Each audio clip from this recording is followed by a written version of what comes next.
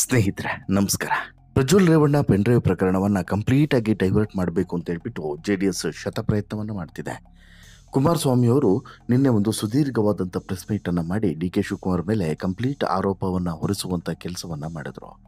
ಆದರೆ ಇಡೀ ಪ್ರೆಸ್ ಮೀಟಲ್ಲಿ ಗಮನಿಸಬೇಕಾಗಿರುವಂಥ ಒಂದು ಅಂಶ ಏನು ಅಂತ ಹೇಳಿದ್ರೆ, ಎಲ್ಲೂ ಕೂಡ ಪ್ರಜ್ವಲ್ ರೇವಣ್ಣ ಬಗ್ಗೆ ಚಕಾರವನ್ನು ಕೂಡ ಎತ್ತಲಿಲ್ಲ. ಪ್ರಜ್ವಲ್ ರೇವಣ್ಣ ಎಲ್ಲಿ ಅಡಗಿ ಕೂತಿದ್ದಾನೆ ಅನ್ನೋದ್ರ ಬಗ್ಗೆ ಒಂದು ಚಿಕ್ಕ ಮಾತನ್ನು ಕೂಡ ಆಡಲಿಲ್ಲ. ಆತನನ್ನು ಕರೆತರಿಸ್ತೀವಿ ಮತ್ತು SIT ಮುಂದೆ ಹಾಜರುಪಡಿಸ್ತೀವಿ ಎನ್ನುವಂಥ ಯಾವ ವಿಚಾರವನ್ನು ಕೂಡ ಪ್ರಸ್ತಾಪ ಮಾಡಲಿಲ್ಲ. ಇಲ್ಲಿ ಬರೀ ತನ್ನ ಕುಟುಂಬ, ತನ್ನ ತಂದೆ ತಾಯಿಯ ಜೀವನ ಮತ್ತು ಇನ್ನಿತರ ತನ್ನ ರಾಜಕೀಯ ದುರುದ್ದೇಶಗಳನ್ನೇ ಮಾತನಾಡಿದ್ರು ಹೊರತು ಎಲ್ಲೂ ಕೂಡ ಸಂತ್ರಸ್ತೆಯರ ಪರವಾಗಿ ಆಗಲಿ ಅಥವಾ ಅವ್ರಿಗೂ ಕೂಡ, ಈ ಹೆಣ್ಮಕ್ಳಿಗೂ ಕೂಡ ತಂದೆ ತಾಯಿ ಇದ್ದಾರೆ, ಅವ್ರಿಗೂ ಕೂಡ ಒಂದು ಜೀವನ ಇದೆ, ಅವರ ಜೀವನವನ್ನು ಅಥವಾ ಅವರ ಜೀವನದ ಜೊತೆಗೆ ಈ ಪರಮ ಪಾಪಿ ಆಟ ಆಡ್ದ ಅಂತ ಹೇಳ್ಬಿಟ್ಟು ಎಲ್ಲೂ ಕೂಡ ಒಂದು ಕನಿಷ್ಠ ಪಾಪ ಪ್ರಜ್ಞೆಯೂ ಕೂಡ ಈ ಪ್ರಜ್ವಲ್ ರೇವಣ್ಣ ಚಿಕ್ಕಪ್ಪನಿಗೆ ಕಾಡದೇ ಇರುವಂಥದ್ದು ಅತ್ಯಂತ ದುರಂತ. ಈ ಕುಮಾರಸ್ವಾಮಿ ತನ್ನ ಈ ಸುದ್ದಿಗೋಷ್ಠಿಯ ಉದ್ದಕ್ಕೂ ಕೂಡ ನೇರವಾದಂಥ ವಾಗ್ದಾಳಿಗಳನ್ನು DK ಶಿವಕುಮಾರ್ ಮತ್ತು ಕಾಂಗ್ರೆಸ್ ಸರ್ಕಾರದ ವಿರುದ್ಧನೇ ಮಾಡ್ತಾ ಬಂದರು. ಜೊತೆಗೆ SIT ಬಗ್ಗೆನೂ ಕೂಡ ಒಂದಷ್ಟು ಆರೋಪಗಳನ್ನು ಹೊರಿಸಿದರು. ಇವೆಲ್ಲ ಮಾಡಿದರೂ ಸರಿ, ಬಟ್ ಎಲ್ಲೂ ಕೂಡ ತನ್ನ ಅಣ್ಣನನ್ನು ಜೊತೆಗೆ ತನ್ನ ಅಣ್ಣನ ಮಗನನ್ನು ಬಿಟ್ಟುಕೊಡುವಂಥ ಕೆಲಸವನ್ನು ಮಾಡಲಿಲ್ಲ. ಜೊತೆಗೆ ಇದೇ ಮನೆಯಲ್ಲಿ ಕೆಲಸ ಮಾಡ್ತಿದ್ದಂಥ ಕೆಲಸದಾಕೆಗೂ ಕೂಡ ಈ ಪರಮ ಪಾಪಿಗಳು ಬಿಡಲಿಲ್ಲ, ಆ ವಿಚಾರವನ್ನು ಮಾತಾಡಲಿಲ್ಲ. ಯಾಕೆ? ಅವ್ರು ಯಾರೂ ಕೂಡ ಮನುಷ್ಯರಲ್ಲ. ಇಲ್ಲಿ ಕೇವಲ ಕುಮಾರಸ್ವಾಮಿಯ ಫ್ಯಾಮಿಲಿಯವರು ಮಾತ್ರ ಮನುಷ್ಯರು, ಉಳಿದವರೆಲ್ಲ ಮೃಗಗಳ. ನಿಜವಾಗ್ಲೂ ಕೂಡ ಹೇಳಬೇಕು ಅಂತ ಹೇಳಿದ್ರೆ, ಇಲ್ಲಿ ಮೃಗದ ರೀತಿಯಲ್ಲಿ ವರ್ತನೆ ಮಾಡಿರುವಂಥದ್ದು ಪ್ರಜ್ವಲ್ ರೇವಣ್ಣ. ಮನುಷ್ಯತ್ವವನ್ನು ಮರೆತು ವರ್ತನೆ ಮಾಡಿರುವಂಥದ್ದು ಪ್ರಜ್ವಲ್ ರೇವಣ್ಣ. ಈಗ ಬರೀ ನಂಬರ್ಸ್ಗಳನ್ನು ಮತ್ತು ಇಷ್ಟು ಅಷ್ಟು ಅದು ಇದು ಎಲ್ಲವನ್ನು ಕೂಡ ಹೇಳುವಂಥ ಕುಮಾರಸ್ವಾಮಿಗೆ ಆ ನಂಬರ್ಸ್ಗಳು, ರಾಹುಲ್ ಗಾಂಧಿಯ ಮೇಲೆ ಆರೋಪಗಳು, 400 ಮಹಿಳೆಯರು, ಇವೆಲ್ಲ ವಿಚಾರದ ಬಗ್ಗೆ ಪ್ರಸ್ತಾಪ ಮಾಡಿದ್ರಲ್ಲ, ಇವರಿಗೆ ಇಡೀ ಘಟನೆಯ ಬಗ್ಗೆ ಮತ್ತು ಇಡೀ ಘಟನೆಯಲ್ಲಿ ಸಂತ್ರಸ್ತರಾಗಿರುವಂಥವರ ಬಗ್ಗೆ ಯಾಕೆ ಒಂದೇ ಒಂದು ಚೂರು ಕನಿಕರ ಹುಟ್ಟಲಿಲ್ಲ ಅನ್ನುವಂಥದ್ದು ಈಗಿರುವಂಥ ಪ್ರಶ್ನೆ. ಜೊತೆಗೆ ಕಂಪ್ಲೀಟಾಗಿ ನಾನು ಈ ಪ್ರಕರಣದ ವೃತ್ತಾಂತವನ್ನು ಬಿಚ್ಚಿಡ್ತೀನಿ ಅಂತ ಹೇಳ್ಬಿಟ್ಟು ಬೇರೆ ಬೇರೆ ಆರೋಪಗಳನ್ನು ಮಾಡ್ತಾ ಹೋದ್ರಲ್ಲ, ಕೊನೆಗೆ ಹುರುಳಾದರೂ ಇದೆಯಾ, ಈ ಪ್ರೆಸ್ ಮೀಟ್ನ ಹುರುಳಾದರೂ ಇದೆಯಾ ಅನ್ನುವಂಥದ್ದು ಈಗಿರುವಂಥ ಪ್ರಶ್ನೆ. ಹಾಗಾದರೆ ಕುಮಾರಸ್ವಾಮಿ ಹೇಳಿದ್ದೇನೋ ಮತ್ತು ಕುಮಾರಸ್ವಾಮಿ ಹೇಳಬೇಕಾಗಿದ್ದೇನೋ ಇವೆರಡನ್ನು ಕೂಡ ನಿಮ್ಮ ಮುಂದೆ ಅಂತಿಮವಾಗಿ ಕೊನೆವರೆಗೂ ಕೂಡ ನೀವು ಈ ಸ್ಟೋರಿಯನ್ನು ನೋಡಿ ನಿಮ್ಮ ಅಭಿಪ್ರಾಯವನ್ನು ಕಮೆಂಟ್ ಮಾಡಿ ತಿಳಿಸಿ. ಯಾವುದು ಸರಿ ಯಾವುದು ತಪ್ಪು ಅಂತ ಹೇಳಿ ನೀವೇ ನಿರ್ಧರಿಸಿ. ಅದಕ್ಕಿಂತ ಮುಂಚೆ ನೀವಿನ್ನೂ ಕೂಡ ನಮ್ಮ ಚಾನಲನ್ನು ಸಬ್ಸ್ಕ್ರೈಬ್ ಮಾಡಿಲ್ಲ ಅಂದರೆ ದಯವಿಟ್ಟು ಕೂಡಲೇ ಸಬ್ಸ್ಕ್ರೈಬ್ ಮಾಡಿ ಸ್ನೇಹಿತರೆ. ಹಾಸನದ ಹಾಲಿ ಸಂಸದ ಪ್ರಜ್ವಲ್ ರೇವಣ್ಣ ಮಾಡಿರುವಂಥ ಮಣ್ಣು ತಿನ್ನೋ ಕೆಲಸದ ಬಗ್ಗೆ ಈಗ ಎಲ್ಲರೂ ಕೂಡ ಚೀತು ಅಂತೇಳಿ ಹೇಳ್ತಾ ಇದ್ದಾರೆ. ಆದರೆ ಈ ಹೆತ್ತವರಿಗೆ ಹೆಗಡ ಮುದ್ದು ಅಂತೇಳಿ ಹೇಳ್ತಾರಲ್ಲ, ಹಾಗೆ ಈ JDSನ ಫ್ಯಾಮಿಲಿಯವ್ರಿಗೆ ಅಥವಾ ಈ ಪ್ರಮುಖವಾಗಿ HD ದೇವೇಗೌಡರ ಫ್ಯಾಮಿಲಿಯ ಮಗ ಕುಮಾರಸ್ವಾಮಿಗೆ ಮಾತ್ರ ತನ್ನ ಮಗ ಅಂದರೆ ಪ್ರಜ್ವಲ್ ರೇವಣ್ಣ ಅಣ್ಣನ ಮಗ ಮಾಡಿರುವಂಥದ್ದು ತಪ್ಪು ಅನ್ನುವಂಥ ಭಾವನೆ ಇನ್ನೂ ಕೂಡ ಬಂದಿಲ್ಲ. ತನ್ನ ಅಣ್ಣ ತಪ್ಪು ಮಾಡಿದ್ದಾನೆ ಎನ್ನುವಂತಹ ಕಿಂಚಿತ್ತು ಭಾವನೆ ಕೂಡ ಕುಮಾರಸ್ವಾಮಿಯ ಮುಖದಲ್ಲಿ ಕಾಣಿಸ್ಲಿಲ್ಲ. ಪ್ರತಿಯೊಂದು ಹಂತದಲ್ಲೂ ಕೂಡ ನಿನ್ನೆ ಸುದ್ದಿಗೋಷ್ಠಿಯನ್ನು ಮಾಡಿಸಿದಂತಹ ಕುಮಾರಸ್ವಾಮಿ ಪ್ರತಿಯೊಂದು ಹಂತದಲ್ಲೂ ಕೂಡ ತನ್ನ ರಾಜಕೀಯ ಜೀವನ, ತನ್ನ ತಂದೆ ತಾಯಿಯ ರಾಜಕೀಯ ಜೀವನ, ಅದು ಇದರ ಬಗ್ಗೆ ಮಾತನಾಡಿದ್ರೆ ಹೊರತು ಇಲ್ಲಿ ನಿಜವಾಗ್ಲೂ ಕೂಡ ಪ್ರಜ್ವಲ್ ರೇವಣ್ಣನನ್ನು ಕರ್ಕೊಂಬಂದು SIT ಮುಂದೆ ಹಾಜರುಪಡಿಸ್ತೀವಿ ಎನ್ನುವಂಥ ಮಾತನ್ನಾಗಲಿ ಅಥವಾ ಆ ಪ್ರಶ್ನೆಯನ್ನಾಗಲೂ ಕೂಡ ಅಲ್ಲಿದ್ದಂಥ ಮಾಧ್ಯಮದ ಮಿತ್ರರು ಕೂಡ ಆ ಪ್ರಶ್ನೆಯನ್ನು ಕೇಳದೇ ಇರುವಂಥದ್ದು ದುರಂತ. ಅಲ್ಲ ಸ್ವಾಮಿ, ಕೇಳಬೇಕಾಗಿತ್ತು. ಯಾಕಂತ ಹೇಳಿದ್ರೆ ಕುಮಾರಸ್ವಾಮಿ ನೀವು ಮಾಜಿ ಮುಖ್ಯಮಂತ್ರಿಗಳು, ಇದೇ SITಯ ಜೊತೆಗೆ ಕೆಲಸವನ್ನು ಮಾಡಿದವರು, CIDಗಳನ್ನು ಹತ್ತಿರದಿಂದ ನೋಡಿದವರು, ಎಲ್ಲವೂ ಕೂಡ ನಿಮಗೆ ಗೊತ್ತಿದೆ. ಕಾನೂನಿನ ಚೌಕಟ್ಟುಗಳು ಏನು, ಹೇಗೆ ಕೆಲಸ ಮಾಡುತ್ತೆ ಒಂದು ಸರ್ಕಾರದ ಪ್ರತಿನಿಧಿಗಳು ಹೇಗೆ ಕೆಲಸ ಮಾಡಬೇಕು, ಎಲ್ಲದೂ ಕೂಡ ಕಾಮನ್ ಸೆನ್ಸ್ ನಿಮಗೂ ಕೂಡ ಇದೆ. ಹೀಗಿದ್ರೂ ಕೂಡ ನೀವು ಯಾಕೆ ನಿಮ್ಮ ಅಣ್ಣನ ಮಗನನ್ನು ಬಂದು ಸರೆಂಡರ್ ಆಗುವಂತೆ ಸೂಚನೆಯನ್ನು ಕೊಟ್ಟಿಲ್ಲ? ಆ ಸಂತ್ರಸ್ತೆಯರ ಪರವಾಗಿ ಯಾಕೆ ನೀವು ನಿಲ್ತಾ ಇಲ್ಲ ಅನ್ನುವಂಥ ಪ್ರಶ್ನೆಯನ್ನು ಯಾರೂ ಕೂಡ ಕೇಳಲಿಲ್ಲ. ಈ ಪ್ರಶ್ನೆಗೆ ಕುಮಾರಸ್ವಾಮಿ ಕೂಡ ಉತ್ತರವನ್ನು ಕೊಡಲಿಲ್ಲ. ಈ ಕುಮಾರಸ್ವಾಮಿಯವರ ಪ್ರೆಸ್ ಮೀಟು ಬರೀ ತನ್ನ ಪಕ್ಷವನ್ನು ಮತ್ತು ತನ್ನನ್ನು ಹಾಗೂ ತನ್ನ ಪಕ್ಷದ ಕೆಲವೊಂದಷ್ಟು ಪ್ರಮುಖರನ್ನು ಬಚಾವ್ ಮಾಡಲಿಕ್ಕೆ ಪೂರಕವಾಗಿತ್ತು. ಜೊತೆಗೆ ಒಂದಷ್ಟು ಆರೋಪಗಳನ್ನು ಮತ್ತು ಗುಡ್ಡು ಬೆದರಿಕೆಯನ್ನು ಒಡ್ಡುವ ರೀತಿಯಲ್ಲೇ ಇತ್ತು ಅಂತಲೂ ಕೂಡ ಹೇಳ್ಬೋದು. ಯಾಕಂತ ಹೇಳಿದ್ರೆ ಪ್ರಜ್ವಲ್ ರೇವಣ್ಣನಿಗೆ ಟಿಕೆಟ್ ಕೊಡೋದ್ರಿಂದ ಹಿಡಿದು ಇವತ್ತಿನ ಒಂದು ಘಟನೆ ನಡೆದಿದೆ, ಇಲ್ಲಿವರೆಗೂ ಕೂಡ ಎಲ್ಲವನ್ನು ಕೂಡ ಮಾತನಾಡಬೇಕಾಗಿದ್ದಂಥ ಕುಮಾರಸ್ವಾಮಿಯವರು ಮಾತನಾಡಿದ್ದೇ ಬೇರೆ ಬೇರೆ ವಿಚಾರಗಳನ್ನು. ಪೆನ್ಡ್ರೈವ್ಗಳನ್ನು ಮಾರ್ಫಿಂಗ್ ಮಾಡಿರೋದಾ, ನಕಲಿಯೋ ನನಗೆ ಗೊತ್ತಿಲ್ಲ. ಮಾಜಿ ಪ್ರಧಾನಿ HD ದೇವೇಗೌಡರ ಕುಟುಂಬವನ್ನು ಸರ್ವನಾಶ ಮಾಡಬೇಕು ಅಂತ ಹೇಳ್ಬಿಟ್ಟು ವ್ಯವಸ್ಥಿತ ಸಂಚು ಇಲ್ಲಿ ನಡೆದಿದ್ದು ಸ್ಪಷ್ಟವಾಗಿ ಗೋಚರಿಸ್ತಿದೆ ಅಂತ ಹೇಳ್ಬಿಟ್ಟು ಕುಮಾರಸ್ವಾಮಿ ಗುಡುಕ್ತಾರೆ. ಮೋದಿ ಆಡಳಿತ ತೆಗೆದುಹಾಕಿ ದೆಹಲಿಯಲ್ಲಿ ಗದ್ದುಗೆ ಹಿಡಿಯೋದಕ್ಕೆ ಷಡ್ಯಂತ್ರವನ್ನು ಮಾಡಲಾಗ್ತಿದೆ. ಇದು ಕಾಂಗ್ರೆಸ್ ಪಕ್ಷದ ಸಂಚು. SITಯು ಕೂಡ ಕಾಂಗ್ರೆಸ್ ಪರವಾಗಿ ಕೆಲಸವನ್ನು ಮಾಡ್ತಿದೆ. ಈಗಲೂ ಹೇಳ್ತೀನಿ, ಇಲ್ಲಿ ಯಾರೇ ತಪ್ಪು ಮಾಡಿದರೂ ಕೂಡ ಶಿಕ್ಷೆ ಆಗಲೇಬೇಕು. ಇದೇ ನಮ್ಮ ಪಕ್ಷದ ನಿರ್ಧಾರ. ವಕೀಲ ದೇವರಾಜೇಗೌಡ ಏನೆಲ್ಲ ಹೇಳಿದಾರೋ, ಏನೆಲ್ಲ ನಡೀತಾ ಇದೆ ಇಲ್ಲಿ, ಈ ಬಗ್ಗೆ ತನಿಖೆ ಆಗಬೇಕು ಅಂತಲೂ ಕೂಡ ಕುಮಾರಸ್ವಾಮಿ ಆಗ್ರಹಿಸಿದ್ದಾರೆ. ಇನ್ನು SIT ಕಾರ್ಯವೈಖರಿಯ ಬಗ್ಗೆನೂ ಕೂಡ ಅನುಮಾನವನ್ನು ವ್ಯಕ್ತಪಡಿಸಿದ್ದಾರೆ. DCM ಮತ್ತು CM ಸಿದ್ದರಾಮಯ್ಯ ಇವರು ಹೇಳಿದಂತೆ SIT ನಡೆದುಕೊಳ್ಳುತ್ತಿದೆ, ಕಾಲಚಕ್ರ ಉರುಳುತ್ತದೆ, ಎಚ್ಚರಿಕೆಯಿಂದ ಕೆಲಸ ಮಾಡಬೇಕು ಅಂತಲೂ ಕೂಡ ವಾರ್ನಿಂಗನ್ನು ಕೊಟ್ಟಿದ್ದಾರೆ.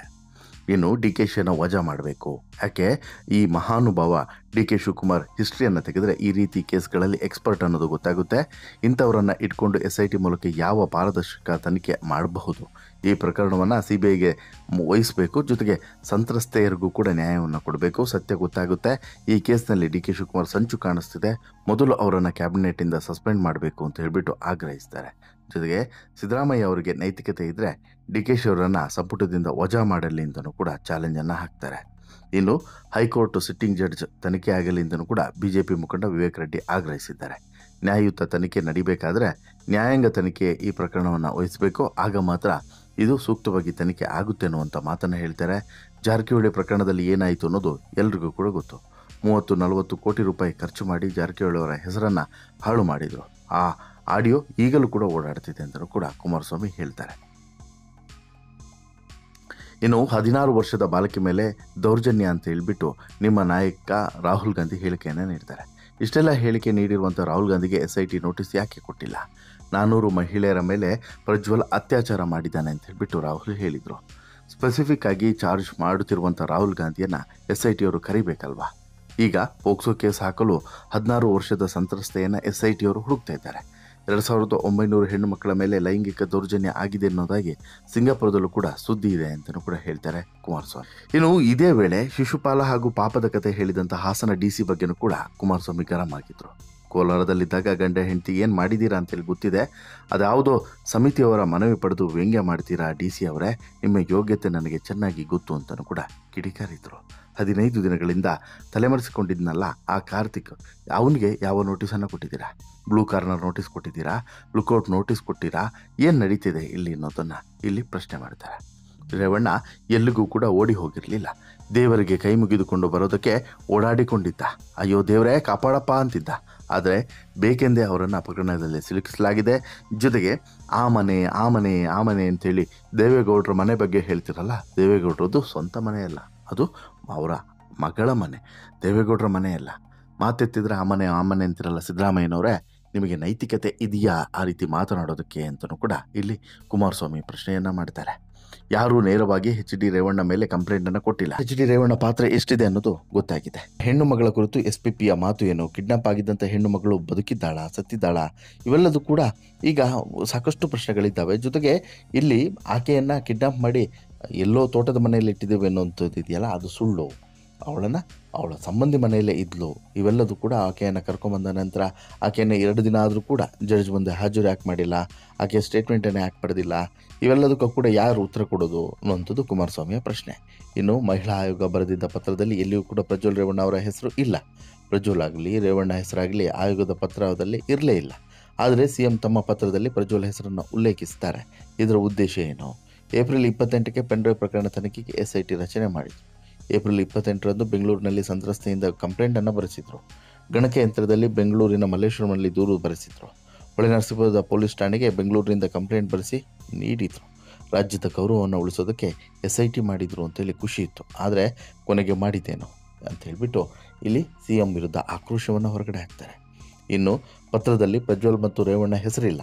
ಆದರೂ ಕೂಡ ಪ್ರಜ್ವಲ್ ಮೇಲೆ ಮತ್ತು ರೇವಣ್ಣನ ಮೇಲೆ ಯಾಕೆ ಈ ರೀತಿಯಾಗಿ ಷಡ್ಯಂತ್ರವನ್ನು ಮಾಡ್ತಿದ್ದಾರೆ, ಇದರ ಹಿಂದೆ ಇರೋದು ಯಾರು, ಎಲ್ಲವೂ ಕೂಡ ನಮಗೆ ಗೊತ್ತಿದೆ ಅನ್ನೋದನ್ನು ಕೂಡ ಹೇಳ್ತಾರೆ. ಇದೆಲ್ಲದಕ್ಕೂ ಕೂಡ ಕಾರಣ DK ಶಿವಕುಮಾರ್ ಅಂತೇಳಿ ಹೇಳ್ತಾರೆ.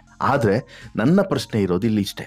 ಕುಮಾರಸ್ವಾಮಿ ಅವರಿಗೆ ತನ್ನ ಕುಟುಂಬ, ತನ್ನ ದೇವೇಗೌಡರ ಮತ್ತು ತನ್ನ ತಾಯಿ ಚೆನ್ನಾಂಬಿಕೆಯ ಬಗ್ಗೆ ಇಷ್ಟೆಲ್ಲ ಪ್ರೀತಿ ಕಾಳಜಿ ಇದೆ, ಸರಿ, ಇರಬೇಕಾದ್ರೆ ಅದರಲ್ಲಿ ಎರಡನೇ ಮಾತಿಲ್ಲ. ಆದರೆ ಇದೇ ರೀತಿ ಸಾಕಷ್ಟು ಜನ ತಾಯಂದಿರು ಪಟ್ಟಂಥ ವೇದನೆಗೆ ಎಲ್ಲಿದೆ ನ್ಯಾಯ?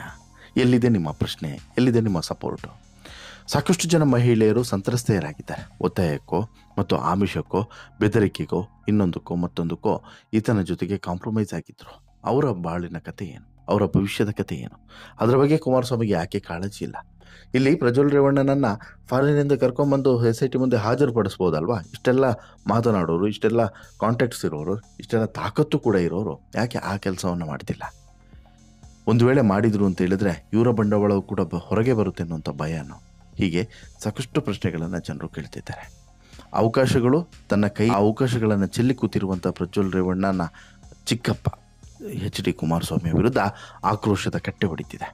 ಎಲ್ಲರೂ ಕೂಡ, ಅದರಲ್ಲೂ ಕೂಡ DK ಶಿವಕುಮಾರ್ ಅಭಿಮಾನಿಗಳಂತೂ HD ಕುಮಾರಸ್ವಾಮಿಗೆ ಹಿಗ್ಗಾಮುಗ್ಗ ವಾಗ್ದಾಳಿಯನ್ನು ನಡೆಸ್ತಿದ್ದಾರೆ. ಅಲ್ಲ ಗುರು, ಇಷ್ಟು ದಿನ ಎಲ್ಲೋಗಿದ್ದೆ ನೀನು ಅಂತ ಕೂಡ ಕೇಳ್ತಾ ಇದ್ದಾರೆ. ಈಗ ಇದನ್ನು ಡೈವರ್ಟ್ ಮಾಡಬೇಕು ಅಂತಲೇ ಇವೆಲ್ಲವನ್ನು ಕೂಡ ಮಾಡ್ತಿದ್ದೀರಾ ಅನ್ನೋದು ಸ್ಪಷ್ಟ ಅನ್ನೋದನ್ನು ಕೂಡ ಈಗ ಆರೋಪದ ರೂಪದಲ್ಲಿ ಹೊರಿಸ್ತಿದ್ದಾರೆ. ಅಲ್ಲಿಗೆ ಕುಮಾರಸ್ವಾಮಿಗೆ ಇಲ್ಲಿ ತನ್ನ ಕುಟುಂಬದ ಮೇಲೆ ಬಂದಿರುವಂತಹ ಈ ಆರೋಪದ ಬಗ್ಗೆ ಟೆನ್ಷನ್ ಬಿಟ್ಟರೆ ಅಲ್ಲಿರುವಂಥ ಮಹಿಳೆಯರ ಮೇಲೆ, ಅಲ್ಲಿ ದೌರ್ಜನ್ಯಕ್ಕೆ ಒಳಗಾಗಿರುವಂತಹ ಯುವತಿಯರ ಮೇಲೆ ಯಾವುದೇ ಕಾಳಜಿ ಕಿಂಚಿತ್ತೂ ಕೂಡ ಇಲ್ಲ ಅನ್ನೋದು ಮಾತ್ರ ವಾಸ್ತವ. ನಿಮಗೇನು ಅನಿಸುತ್ತೆ ಸ್ನೇಹಿತರೆ ಈ ಎಲ್ಲ ಬೆಳವಣಿಗೆಗಳ ಬಗ್ಗೆ? ನಿಮ್ಮ ಅಭಿಪ್ರಾಯ ಏನು? ದಯವಿಟ್ಟು ಕಮೆಂಟ್ ಮಾಡಿ ತಿಳಿಸಿ. ಜೊತೆಗೆ ಈ ಸ್ಟೋರಿ ಇಷ್ಟ ಆಯಿತು ಅಂತ ಹೇಳಿದರೆ ಲೈಕ್ ಮಾಡಿ, ಶೇರ್ ಮಾಡಿ, ಚಾನಲ್ಗೆ ಸಬ್ಸ್ಕ್ರೈಬ್ ಆಗೋದನ್ನು ಮರಿಬೇಡಿ. ಧನ್ಯವಾದ.